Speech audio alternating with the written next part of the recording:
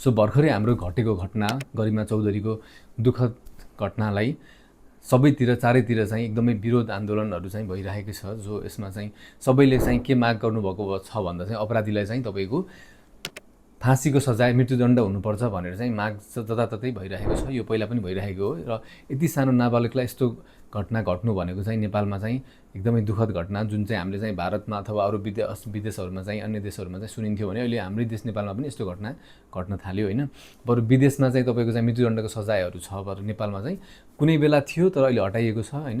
अहिलेको प्रचलित कानुन, हाम्रो मूल कानुन नेपालको संविधान होइन, नेपालको संविधान 2072 अनुसार चाहिँ तपाईँको जुन मौलिक हक भाग 3 मा चाहिँ मौलिक हक र कर्तव्यको जुन बताइएको कुराहरू चाहिँ उल्लेख गरिएको छ, जसमा तपाईँको धारा 16 मा के भनिएको छ भन्दा चाहिँ सम्मानपूर्वक बाँच्न पाउने अधिकारको कुरा छ त्यहाँ, जसको उपधारा 2 मा चाहिँ कसैलाई पनि मृत्युदण्ड हुने गरी मृत्युदण्डको सजाय हुने गरी चाहिँ कानुन बनाइने छैन भनेर चाहिँ त्यही उल्लेख गरिएको छ।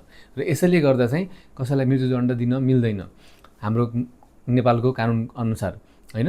र अब उसलाई हुन्छ के त, सजाय के हुन्छ त भन्ने कुरामा चाहिँ जस्तो कि तपाईँको हाम्रो प्रचलित कानुन मुलुकीय अपराध संहिता 2074 मा चाहिँ तपाईँको दफा 42 मा चाहिँ के छ भन्दा चाहिँ तपाईँको जन्मकैदको कुरा छ। त्यहाँ जन्मकैद भन्नाले चाहिँ 25 वर्षसम्म सजाय दिइनेछ भन्ने छ भने चाहिँ दफा 41 मा चाहिँ के छ भन्दा चाहिँ तपाईँको त्यहाँ कन्डिसन्सहरू थुप्रै छ र त्यो मध्ये चाहिँ एउटा कन्डिसन के छ भन्दा चाहिँ तपाईँको चाहिँ एकदमै क्रूरतापूर्वक हत्या गरेको होइन, यातना दिएर हत्या गरेको अथवा अपहरण गरेर हत्या गरेको भन्ने कुरा पनि छ। र अर्को कुरा चाहिँ तपाईँको जबरजस्ती करणी गरेर हत्या गरेकोमा चाहिँ तपाईँको जन्मकैद त हुन्छ, तर कस्तो खालको जन्मकैद भन्दा चाहिँ आजीवन तपाईँको जबसम्म चाहिँ बाँचुन्जेली तपाईँको चाहिँ जेलमा बस्नुपर्ने सजाय जन्मकैद, यस्तो खालको जन्मकैद हुनेछ भनेर चाहिँ व्यवस्था छ। तर यो अहिलेको नियमअनुसार चाहिँ उसलाई चाहिँ त्यही हुने भयो, जिन्दगीभर उसलाई चाहिँ जेलमा बस्नुपर्ने भयो होइन। मृत्युदण्ड भएन, फाँसीको सजाय भएन, त्यही पनि चाहिँ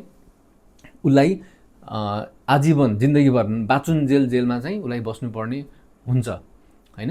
र मेरो पर्सनल ओपिनियनमा चाहिँ कस्तो लाग्छ भन्दा चाहिँ जति पनि अब अहिले हाम्रो जुन नेताहरू, जुन हाम्रो प्रधानमन्त्री गृहमन्त्री बालेन्द्र शाह, अब सुजन गुरुङ, उहाँहरूले पनि यदि उहाँ त्यो ठाउँमा नभएको भए चाहिँ उहाँले पनि यही भन्दै आन्दोलन गर्नुहुन्थ्यो कि होइन, तपाईँको फाँसी दिनुपर्छ, मृत्युदण्ड दिनुपर्छ, यताउति भन्दै दिनुपर्छ। तर अब जो ठाउँमा पुग्नु छ उहाँले चाहिँ संविधान मिचेर कानुन मिचेर पनि त सजाय दिन मिलेन। अहिले सबैले उहाँकै विरोध गरिराख्नु भएको छ होइन।